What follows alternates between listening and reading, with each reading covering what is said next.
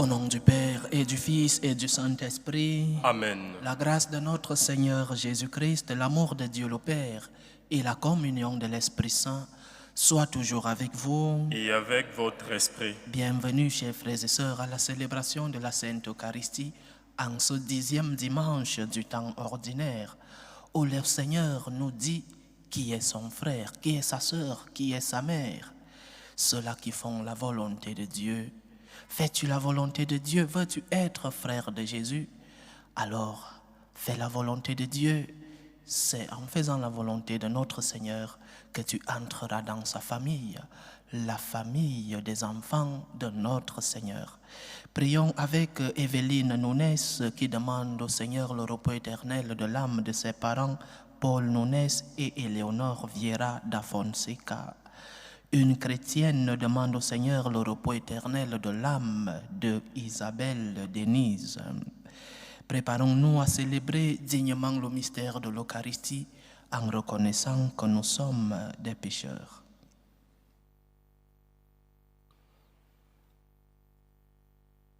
Je confesse à Dieu Tout-Puissant, je reconnais devant vous, frères et sœurs, que j'ai péché en pensée, en parole, par action et par omission.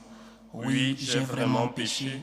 C'est pourquoi je supplie la bienheureuse Vierge Marie, les anges et tous les saints, et vous aussi, frères et sœurs, de prier pour moi, le Seigneur notre Dieu. Que Dieu Tout-Puissant nous fasse miséricorde, qu'il nous pardonne nos péchés et nous conduise à la vie éternelle. Amen. Seigneur, prends pitié. Seigneur, prends pitié. Ô Christ, prends pitié. Ô Christ, prends pitié. Seigneur, prends pitié. Seigneur, prends pitié. Gloire à Dieu au plus haut des cieux Et paix sur la terre aux hommes qu'il aime. Nous te louons, nous te bénissons, nous t'adorons. Nous te glorifions, nous te rendons grâce pour ton immense gloire. Seigneur Dieu, roi du ciel, Dieu le Père Tout-Puissant, Seigneur Fils unique Jésus-Christ, Seigneur Dieu, agneau de Dieu, le Fils du Père, toi qui enlèves les péchés du monde, prends pitié de nous.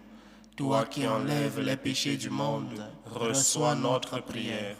Toi qui es assis à la droite du Père, prends pitié de nous. Car toi seul es saint, toi seul es Seigneur, toi seul est le Très-Haut Jésus-Christ, avec le Saint-Esprit, dans la gloire de Dieu le Père. Amen. Prions le Seigneur. Seigneur, source de tout bien, réponds sans te lasser à notre appel. Inspire-nous ce qui est juste, aide-nous à l'accomplir. Par Jésus-Christ, ton Fils, notre Seigneur, qui vit et règne avec toi dans l'unité du Saint-Esprit, Dieu, pour les siècles des siècles. Amen. Lecture du livre de la Genèse. Lorsque Adam eut mangé du fruit de l'arbre, le Seigneur Dieu l'appela et lui dit, « Où es-tu donc » Il répondit, « J'ai entendu ta voix dans le jardin, j'ai pris peur parce que je suis nu, et je me suis caché. » Le Seigneur reprit, « Qui donc t'a dit que tu étais nu? Aurais-tu mangé de l'arbre dont je t'avais interdit de manger ?» L'homme répondit, « La femme que tu m'as donnée, c'est elle qui m'a donné du fruit de l'arbre, et j'en ai mangé. » Le Seigneur Dieu dit à la femme, « Qu'as-tu fait là ?» La femme répondit, « Le serpent m'a trompé et j'ai mangé. » Alors le Seigneur dit au serpent, « Parce que tu as fait cela, tu seras maudit parmi tous les animaux et toutes les bêtes des champs. Tu ramperas sur le ventre et tu mangeras de la poussière tous les jours de ta vie. Je mettrai une hostilité entre toi et la femme, entre ta descendance et sa descendance. Celle-ci te mettira la tête et toi, tu lui mettras le talon. » Parole du Seigneur. Nous rendons grâce à Dieu. Près du Seigneur est l'amour, près de lui abonde le rachat.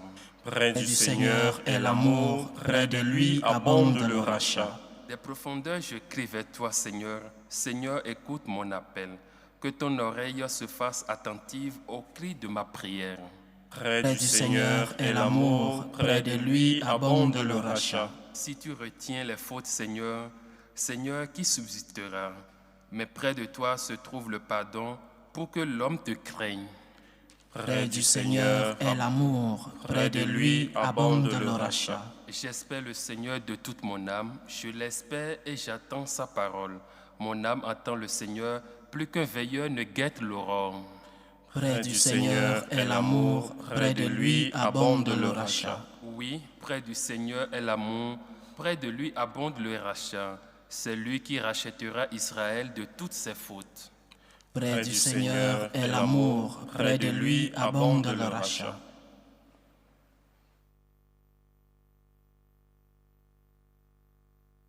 Deuxième lecture. Lecture de la deuxième lettre de Saint Paul apôtre aux Corinthiens. Frères, l'Écriture dit, « J'ai cru, c'est pourquoi j'ai parlé. » Et nous aussi, nous avons le même esprit de foi. Nous croyons et c'est pourquoi nous parlons. Car nous le savons, celui qui a ressuscité le Seigneur Jésus, nous ressuscitera nous aussi avec Jésus et nous placera près de lui avec vous. Et tout cela, c'est pour vous, afin que la grâce plus largement répandue dans un plus grand nombre fasse abonder l'action de grâce pour la gloire de Dieu. C'est pourquoi nous ne perdons pas courage, et même si en nous l'homme extérieur va vers sa ruine, l'homme intérieur se renouvelle de jour en jour. Car notre détresse du moment présent est légère par rapport au poids vraiment incomparable de gloire éternelle qu'elle produit pour nous. Et notre regard ne s'attache pas à ce qui se voit, mais à ce qui ne se voit pas. Ce qui se voit est provisoire, mais ce qui ne se voit pas est éternel. Nous le savons en effet, même si notre corps, cette tente qui est notre demeure sur la terre, est détruit, nous avons un édifice construit par Dieu, une demeure éternelle dans les cieux, qui n'est pas l'œuvre des hommes. Parole du Seigneur. Nous rendons grâce à Dieu. Alléluia, alléluia, alléluia. Alléluia, alléluia, alléluia. Maintenant, le prince de ce monde va être jeté dehors, dit le Seigneur. Et moi, quand j'aurai été élevé de terre, j'attirerai à moi tous les hommes. Alléluia, alléluia, alléluia. Le Seigneur soit avec vous. Et avec votre esprit. Évangile de Jésus-Christ selon saint Marc. Gloire à toi, Seigneur. Marc chapitre 3, des versets 20 au verset 35. En ce temps-là, Jésus revint à la maison avec ses disciples, où de nouveau la foule se rassembla, si bien qu'il n'était même pas possible de manger. Les gens de chez lui, l'apprenant, vinrent pour se saisir de lui, car ils affirmaient, « Il a perdu la tête ». Les scribes qui étaient descendus de Jérusalem disaient, « Il est possédé par Belzéboul, c'est par le chef des démons qu'il expulse les démons. » Les appelant près de lui, Jésus leur dit en parabole, « Comment Satan peut-il expulser Satan ? Si un royaume est divisé contre lui-même, ce royaume ne peut pas tenir. Si les gens d'une même maison se divisent entre eux, ces gens ne pourront pas tenir. Si Satan s'est dressé contre lui-même, s'il est divisé, il ne peut pas tenir. C'en est fini de lui. Mais personne ne peut entrer dans la maison d'un homme fort et piller ses biens s'il ne l'a d'abord ligoté. Alors seulement il pillera sa maison. Amen, je vous le dis, tout sera pardonné aux enfants des hommes, leurs péchés et les blasphèmes qu'ils auront proférés. Mais si quelqu'un blasphème contre l'Esprit Saint, il n'aura jamais de pardon. Il est coupable d'un péché pour toujours.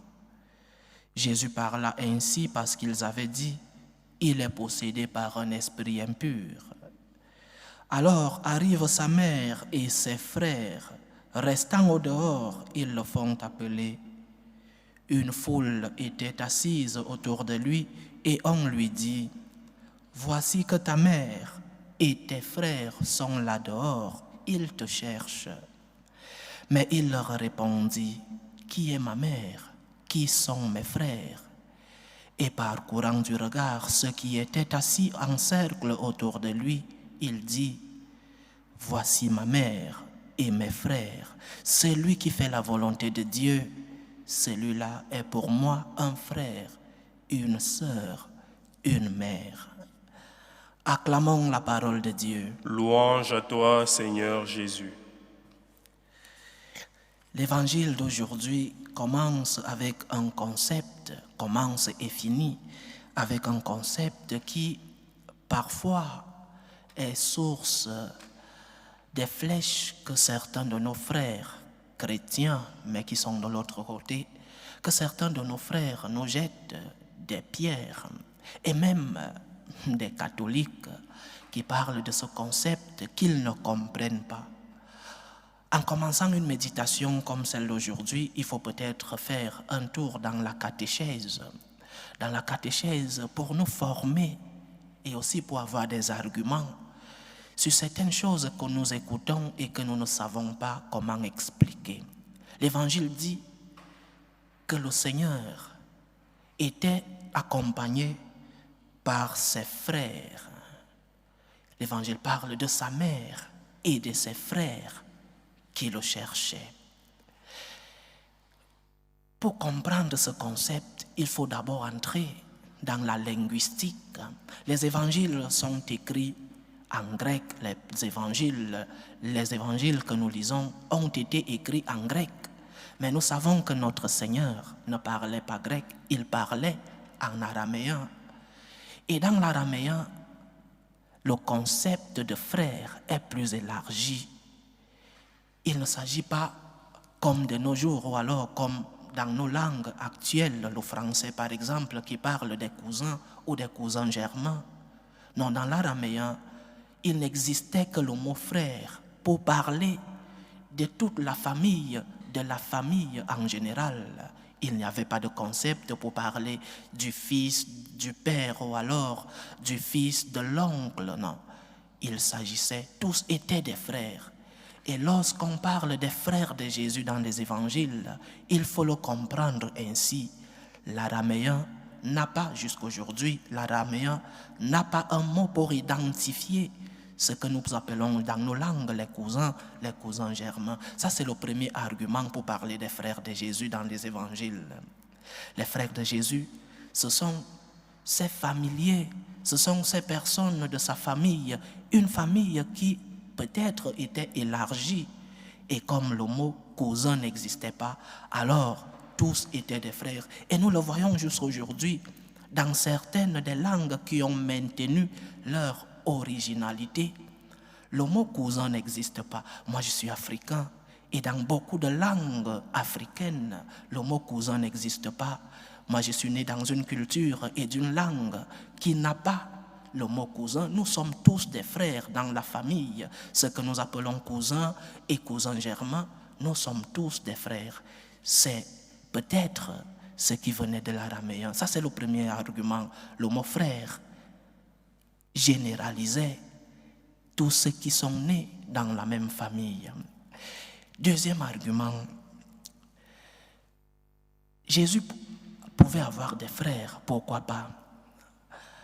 L'Église a toujours considéré, l'Église occidentale, latine dans laquelle nous appartenons, considère que Saint Joseph était un jeune qui a pris comme épouse la Sainte Vierge Marie. Mais l'autre partie de l'Église catholique, l'Église orientale, considère que Saint Joseph était un veuf qui avait déjà eu des enfants avant d'avoir la Sainte Vierge Marie comme épouse. Et donc, les frères dont parlent les évangiles pour l'Église orientale, ces frères-là sont des demi-frères de Jésus.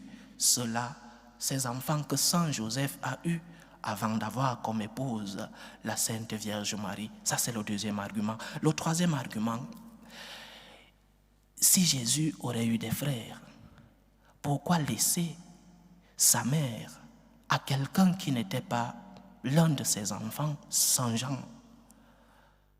Lorsqu'il allait mourir, il dit à sa mère, « Mère, voilà ton fils. » Mais si Jésus avait des frères, si la Sainte Vierge Marie avait eu d'autres enfants, mais pourquoi notre Seigneur laisse-t-il sa mère à un inconnu, bien que cet inconnu soit le disciple le plus aimé, mais à la fin c'était un inconnu d'un point de vue de la famille. Ce n'était pas possible à cette époque, parce que c'était une honte pour les enfants lorsque la mère restait veuve, que d'autres personnes viennent prendre soin de leur mère. Alors, 3 arguments. Le mot frère n'existait pas dans l'araméen, alors tous étaient frères dans la famille. Les frères de Jésus sont les membres de sa famille. Les fils ou les filles d'un oncle, d'une tante, tous étaient des frères. Deuxième argument, l'Église occidentale a accepté que Saint Joseph était un veuf et donc qu'il a eu des enfants avant d'avoir la Sainte Vierge Marie comme épouse. Et ces enfants, ces demi-frères de Jésus, sont considérés dans les évangiles comme des frères de Jésus. Et troisième argument, la Vierge Marie est restée avec Saint Jean parce qu'elle n'avait pas d'autres enfants. Il n'était pas possible à cette époque et dans cette culture que la Sainte Vierge reste avec Saint Jean, qui était à la fin un inconnu dans la famille. Et je finis toujours cette catéchèse en disant ceci. Et même si la Vierge Marie aurait eu d'autres enfants, cela enlève-t-il le fond du message? Cela enlève-t-il ce que le Seigneur veut nous enseigner? Si la Sainte Vierge Marie a épousé Saint Joseph, c'était normal qu'ils aient des enfants après. Cela n'enlève en rien le message. Nous les chrétiens, nous les catholiques, nous ne devons pas entrer dans des débats stériles. Restons avec le message. N'entrons pas dans des débats où la Sainte Vierge Marie a eu d'autres enfants. Et alors? Et si elle a eu d'autres enfants? Ce n'était pas légitime qu'une femme mariée puisse avoir d'autres enfants. Ça, c'était du point de vue catéchétique, la catéchèse sur ce concept des frères de Jésus dans les évangiles. Entrons dans le fond du message que le Seigneur veut nous transmettre en ce dimanche, ce 10e dimanche du temps ordinaire. Le Seigneur parle de faire la volonté de Dieu pour être son frère, sa sœur ou sa mère. Faire la volonté de Dieu. Beaucoup de fois, des personnes me demandent, mon Père, comment puis-je faire pour faire la volonté de Dieu? Que puis-je faire pour faire la volonté de Dieu? La volonté de Dieu est d'abord universelle pour nous tous. Vous serez saints, vous serez parfaits, comme votre Père céleste est parfait. Nous sommes tous appelés à la sainteté, Concile Vatican II, vocation universelle à la sainteté. Nous sommes tous appelés à être saints. Faire la volonté de Dieu, c'est chercher à être saints. Pour nous tous, c'est une volonté universelle. Nous devons tous chercher à arriver à atteindre la sainteté. C'est la première volonté de Dieu pour nous, être saints. Dieu veut que nous soyons saints. La volonté de Dieu pour nous tous, pour tous ces enfants que nous sommes, c'est que nous soyons saints, c'est que nous soyons ses amis, c'est que nous soyons intimes à lui, que nous soyons proches de lui. C'est cela la première vocation dans laquelle nous sommes tous appelés, la sainteté. La volonté de Dieu, la première volonté de Dieu, c'est que nous soyons saints. Mais il y a des volontés particulières. Il y a des volontés de Dieu particulières dans chacun d'entre nous. Volonté de Dieu envers Dieu lui-même. Qu'est-ce que je peux faire pour faire la volonté de Dieu? Accomplis tes devoirs. Accomplis tes devoirs envers Dieu, d'abord envers Dieu. L'autre jour, je parlais de la différence entre la solidarité et la charité. La charité est une vertu surnaturelle. C'est l'amour que nous devons à Dieu. C'est l'amour que chacun de nous doit à Dieu. Pas l'amour qui est optionnel, non. L'amour qui est un devoir. Nous avons le devoir d'aimer Dieu. Et aimer Dieu, c'est aussi respecter les obligations, nos obligations envers Dieu. Pose-toi la question, quelle est ta relation avec Dieu? Quel est ton degré d'intimité avec Dieu? Quel est ton degré d'amour avec Dieu? Quel est ton degré d'amitié avec le Seigneur? Quelle est ta fréquence de prière? Pries-tu? Prends-tu du temps pour causer, dialoguer avec celui-là que tu dis aimer? La volonté de Dieu dans ta vie, c'est que tu puisses avoir une relation d'intimité avec ton Seigneur dans la prière. La prière. La prière nous sauve, mais aussi la prière nous purifie. La prière nous donne des forces. Tu ne peux pas dire que tu aimes Dieu si tu ne parles pas avec lui. C'est quel genre d'amour? C'est quel type d'amour? Ou tu ne vas pas vers celui-là à qui tu dis aimer? Prière. Mais alimente ta relation avec Dieu. C'est aussi cela, accomplir la volonté de Dieu dans ta vie. Seigneur, que veux-tu de moi? Le Seigneur veut que tu mettes tes genoux au sol et que tu pries, que tu puisses construire une relation d'amitié avec lui.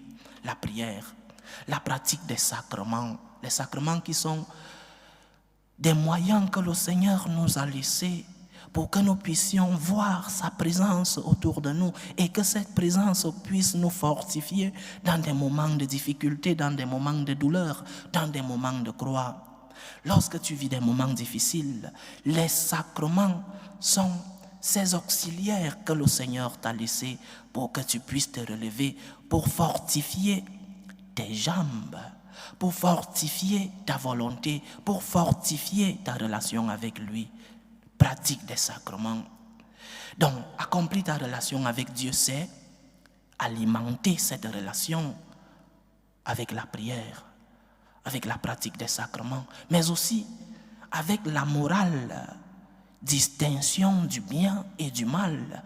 Évite le mal et fais le bien. Et chacun d'entre nous, c'est le bien qu'il doit faire parce que le Seigneur a semé en nous cette semence qui nous enseigne à distinguer le bien et le mal. Dans nos consciences, nous savons tous que ceci est mauvais et ceci est bon. Il ne faut pas aller, je ne sais pas, faire des études de théologie pour savoir que voler est un mauvais acte. Il ne faut pas être le plus grand théologien du monde pour savoir que tu dois respecter ton père et ta mère. Cela nous a été mis dans la conscience lors de notre création. Ta relation avec Dieu, prière, pratique des sacrements, ta vie morale et ta relation envers ton Église qui est cet instrument de Dieu, ce sacrement de Dieu. Dieu a voulu que nous soyons un peuple qui chemine ensemble. Quelle est ta relation avec ton Église? L'Église est une réalité éloignée de toi. Tu vas à la messe, tu t'assois, et après la messe, tu te lèves et tu t'en vas. Veux-tu savoir comment fonctionne ton église? Comment fonctionne ta paroisse? Sais-tu comment ton prêtre vit? Sais-tu comment ta paroisse fait pour payer la lumière, pour qu'il y ait un peu de propriété dans ta paroisse? La volonté de Dieu, c'est aussi que tu prennes soin de cet instrument que le Seigneur a mis à ta disposition pour que tu puisses obtenir la sainteté. L'église, ta paroisse, tu dois en être responsable. Nous avons le devoir de prendre soin de notre église, non seulement avec l'évangélisation, la transmission de la foi, mais aussi économiquement. Notre église a besoin de nous financièrement. Pose-toi la question, comment vit ton prêtre? Comment il vit? Comment vit ce pauvre monsieur qui se place devant toi chaque jour ou chaque dimanche pour te transmettre le message du Seigneur? Comment il vit? Comment vit ta paroisse? Tu viens, tu entres dans la paroisse, elle est belle, elle est propre, des lumières. Et parfois tu exiges même qu'il y ait plus de lumière, ou alors que le micro ait un son plus ou moins purifié. Mais te rends-tu compte que ces choses ont besoin non seulement d'être alimenter, mais aussi que ces choses valent de l'argent et que cet argent ne tombe pas du ciel comme la manne du désert dans l'Ancien Testament. C'est ta participation, ta collaboration est aussi la volonté de Dieu dans ta vie. La volonté de Dieu envers Dieu, c'est que tu aies une relation d'intimité avec lui, mais aussi que tu aies une relation d'intimité avec ton Église. Collabore pour que ton Église soit belle, collabore pour l'évangélisation, collabore pour que les pasteurs, les prêtres puissent te transmettre le message que le Seigneur veut qu'ils te transmettent. Mais aussi, la volonté de Dieu dans ta vie, c'est que tu prennes soin de tes prochains, ta famille. Tu es père de famille. La volonté de Dieu dans ta vie, c'est que tu prennes soin de ta famille. La volonté de Dieu dans ta vie, c'est que tu prennes soin de ta femme et de tes enfants. Ne va pas chercher cette volonté de Dieu alors qu'elle est proche de toi. Ne te pose pas des questions ce que Dieu veut de toi en tant que père de famille. La volonté de Dieu dans ta vie comme père de famille, c'est que tu puisses protéger ta famille, que tu puisses être là en transmettant la foi, en transmettant les principes que le Seigneur veut que tu transmettes à ta famille. Le père de famille est protecteur. Souvenons-nous de Saint Joseph. Il est protecteur de la famille.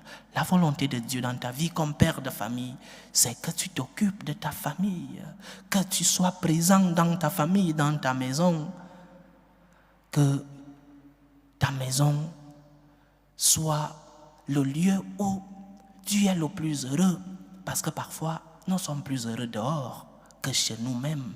Non, Dieu veut que tu prennes soin de ta famille et que tu sois heureux dans cette famille. La volonté de Dieu dans ta famille comme mère, c'est que tu puisses aussi transmettre la foi, transmettre les principes dans ta famille, mais aussi que tu puisses éduquer tes enfants. Que ce ne soit pas les voisins ou la société qui éduque tes enfants. Comme parent, tu as le devoir de transmettre les principes que tu as reçus de Dieu et les principes que tu as reçus dans ta vie, les transmettre à tes enfants. La volonté de Dieu dans ta vie comme employé professionnel, c'est que tu fasses bien ton travail. Nous vivons dans un monde où chacun veut faire le minimum possible au travail. Chacun fait le minimum. Il faut faire le moins possible. Mais tu vas être payé.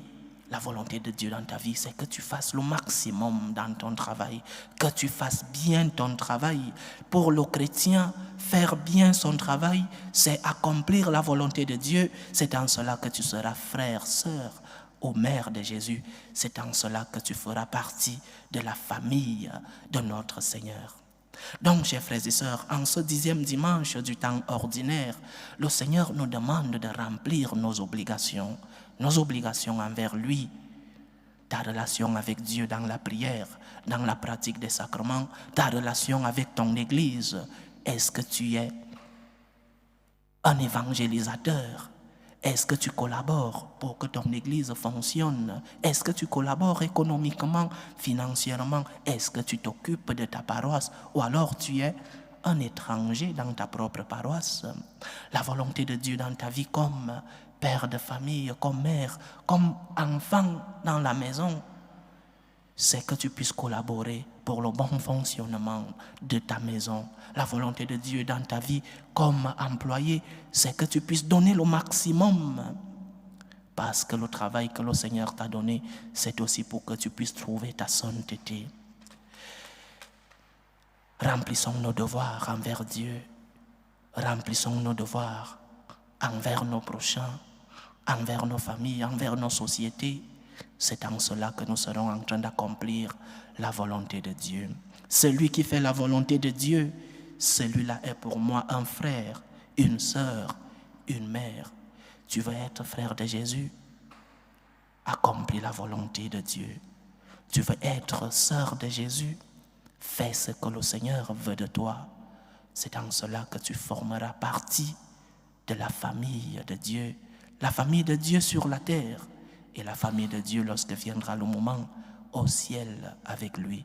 Que le Seigneur nous donne la force de pouvoir remplir nos occupations, qu'il nous donne la force de pouvoir faire sa volonté pour que nous soyons comptés parmi ceux-là qui sont membres de sa famille. Loué soit Jésus-Christ. À jamais. Je crois en Dieu le Père Tout-Puissant, Créateur du ciel et de la terre, et en Jésus-Christ, son Fils unique, notre Seigneur, qui a été conçu du Saint-Esprit, est né de la Vierge Marie, a souffert sous Ponce Pilate, a été crucifié, est mort et a été enseveli, est descendu aux enfers, le troisième jour est ressuscité des morts, est monté aux cieux, est assis à la droite de Dieu le Père Tout-Puissant, d'où il viendra juger les vivants et les morts.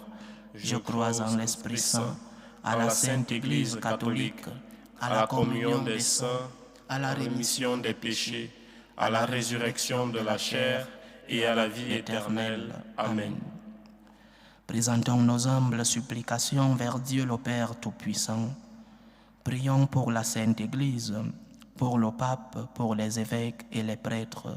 Prions le Seigneur. Seigneur, écoute et prends pitié. Prions le Seigneur pour la paix dans le monde, pour la paix dans nos familles, pour que finisse tout germe de violence, que finissent les tensions, les guerres, dans nos familles et entre les peuples. Prions le Seigneur. Seigneur, écoute et prends pitié.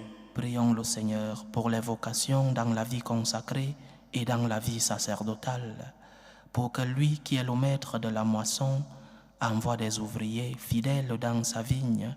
Prions le Seigneur. Seigneur, écoute et prends pitié. Prions le Seigneur pour tous ceux qui vivent des moments de détresse, surtout pour les malades de nos familles. Prions spécialement pour Niki qui est gravement malade, que le Seigneur, le médecin des âmes et des corps, puisse être à ses côtés. Prions le Seigneur. Seigneur, écoute et prends pitié. Prions pour toutes ces personnes qui ont perdu un être cher, pour les attristés, pour les affligés, pour les orphelins, pour les enfants abandonnés. Que le Seigneur lui-même soit leur consolateur et leur réconfort. Prions le Seigneur. Seigneur, écoute et prends pitié. Pour nous tous ici rassemblés, pour tous ceux qui nous suivent à travers ce canal, pour toutes nos intentions de prière, pour la réalisation de nos projets, demandons la grâce, la force au Seigneur pour que nous puissions faire sa volonté. Prions le Seigneur. Seigneur, écoute et prends pitié. Reçois, Seigneur, les supplications que ton peuple te présente avec foi. Daigne les exaucer selon ta volonté. Toi qui vis et règnes pour les siècles des siècles. Amen.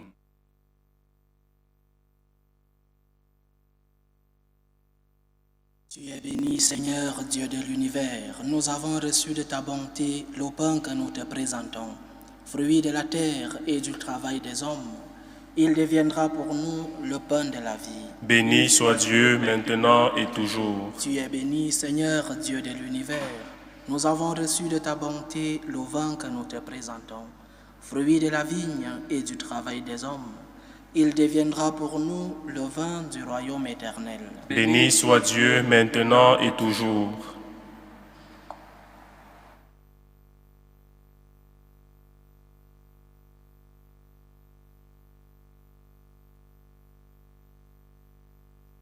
Priez, frères et sœurs, que mon sacrifice qui est aussi le vôtre soit agréable à Dieu le Père Tout-Puissant. Que le Seigneur reçoive de vos mains ce sacrifice à la louange et à la gloire de son nom, pour notre bien et celui de toute l'Église. Regarde favorablement tes serviteurs, Seigneur, nous t'en prions, que notre offrande soit pour toi un présent agréable et nous fasse grandir en charité. Par Jésus-Christ, ton Fils, notre Seigneur, qui vit et règne avec toi dans l'unité du Saint-Esprit, Dieu, pour les siècles des siècles. Amen. Le Seigneur soit avec vous. Et avec votre esprit. Élevons notre cœur. Nous le tournons vers le Seigneur. Rendons grâce au Seigneur, notre Dieu. Cela est juste et bon. Vraiment, il est juste et bon pour ta gloire et notre salut, de t'offrir notre action de grâce toujours et en tout lieu, Seigneur, Père très saint, Dieu éternel et tout-puissant. C'est en toi que nous sommes donnés la vie, le mouvement et l'être. dans notre corps, nous éprouvons chaque jour les effets de ta tendresse et nous avons déjà la promesse de la vie éternelle.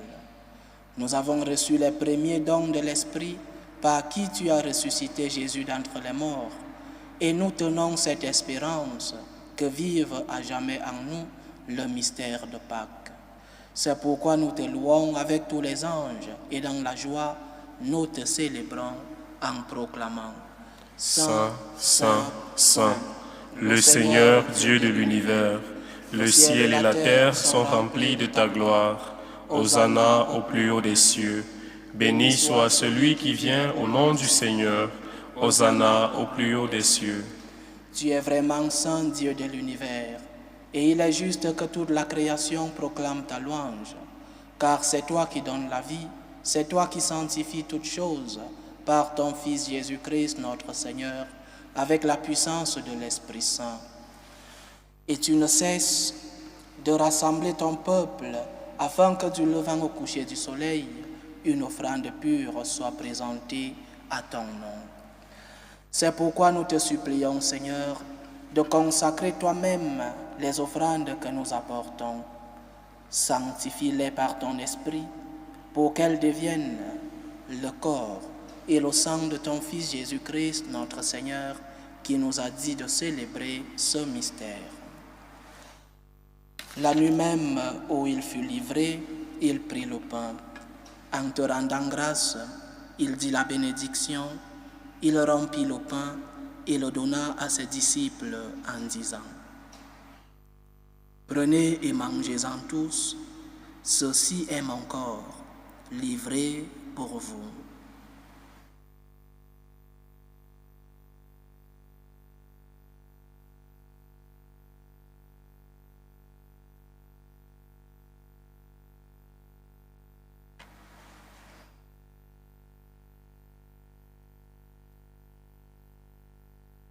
De même, après le repas, il prit la coupe.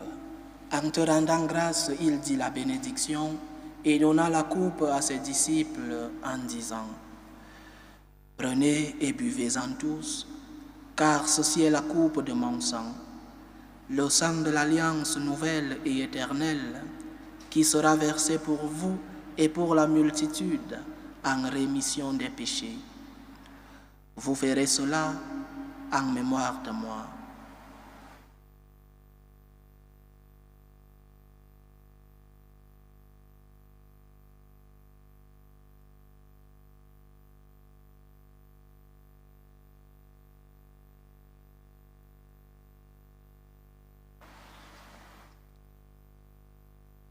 Il est grand le mystère de la foi. Nous annonçons ta mort, Seigneur Jésus. Nous proclamons ta résurrection. Nous attendons ta venue dans la gloire. En faisant ainsi mémoire de ton Fils, de sa passion qui nous sauve, de sa glorieuse résurrection et de son ascension dans le ciel, alors que nous attendons son dernier avènement, nous t'offrons, Seigneur, en action de grâce, ce sacrifice vivant et saint. Regarde, nous t'en prions, l'oblation de ton Église, et daigne y reconnaître ton Fils, qui, selon ta volonté, s'est offert en sacrifice pour nous réconcilier avec toi. Quand nous serons nourris de son corps et de son sang et remplis de l'Esprit Saint, accorde-nous d'être un seul corps et un seul esprit dans le Christ. Que l'Esprit Saint fasse de nous une éternelle offrande à ta gloire, pour que nous obtenions un jour l'héritage promis avec tes élus, en premier lieu la bienheureuse Vierge Marie, Mère de Dieu, avec Saint Joseph son époux, les bienheureux apôtres, les glorieux martyrs, Saint Carlos Acutis et tous les saints qui ne cessent d'intercéder auprès de toi et nous assurent de ton secours. Et maintenant nous te supplions, Seigneur, par le sacrifice qui nous réconcilie avec toi, étends au monde entier le salut et la paix. Affermis ton Église en pèlerinage sur la terre, dans la foi et la charité, en union avec ton serviteur, le pape François, notre évêque José, l'ensemble des évêques, les prêtres, les diacres et tout le peuple que tu as racheté. Écoute en ta bonté les prières de ta famille que tu as voulu rassembler devant toi. Dans ta miséricorde, ramène à toi, Père très aimant, tous tes enfants dispersés. Pour nos frères et sœurs défunts, pour Paul Nunes, Éléonore Vieira da Fonseca, Isabelle Denise, et pour tous ceux qui ont quitté ce monde et trouvent grâce devant toi, nous te prions.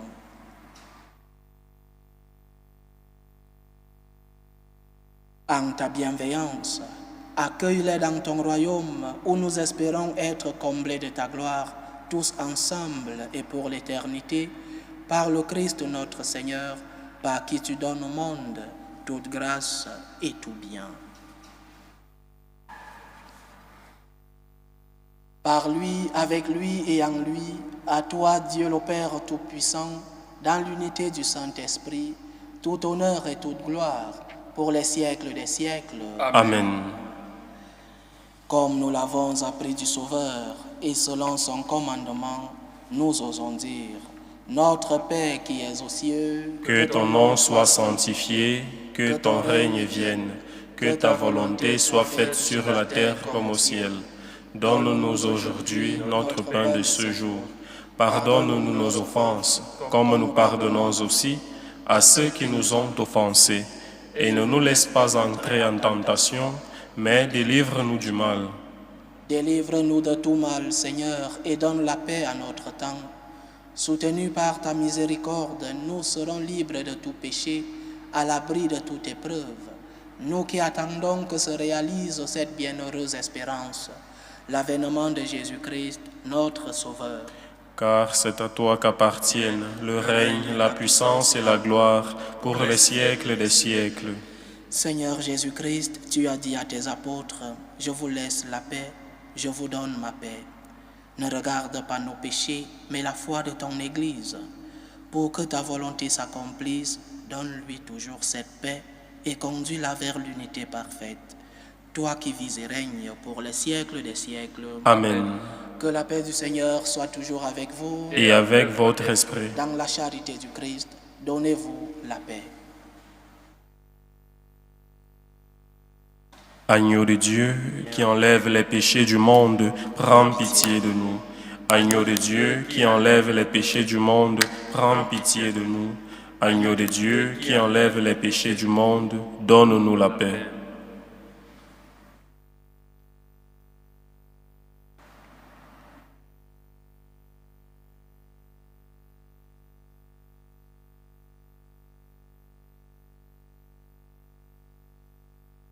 Voici l'agneau de Dieu. Voici celui qui enlève les péchés du monde. Heureux les invités au repas des noces de l'agneau. Seigneur, je ne suis pas digne de te recevoir, mais dis seulement une parole et je serai guéri. Que le corps et le sang du Christ nous gardent pour la vie éternelle. Amen.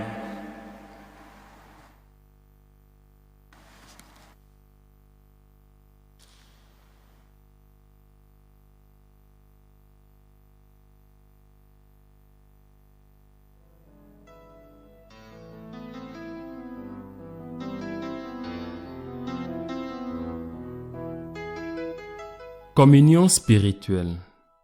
Mon Jésus, je crois en votre présence dans le très saint sacrement. Je vous aime plus que toute chose et je désire que vous veniez dans mon âme. Je ne puis maintenant vous recevoir sacramentellement dans mon cœur. Venez-y au moins spirituellement.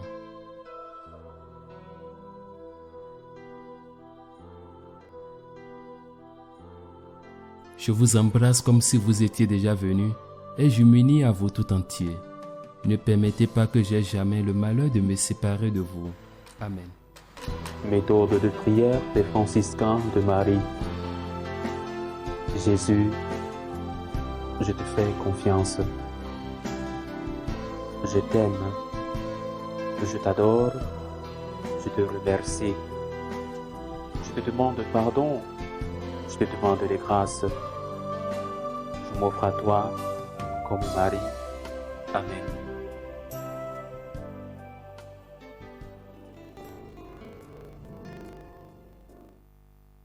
Achevons notre prière. Dieu qui veut notre guérison, agis en nous par cette Eucharistie. Libère-nous de nos penchants mauvais, oriente notre vie vers le bien. Par Jésus-Christ, ton Fils, notre Seigneur, qui vit et règne avec toi dans l'unité du Saint-Esprit, Dieu pour les siècles des siècles. Amen.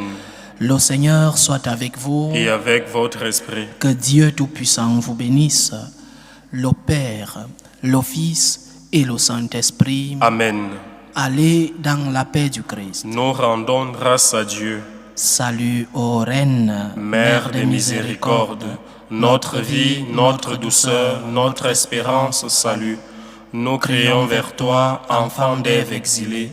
Vers toi nous soupirons, gémissant et pleurant, dans cette vallée de larmes.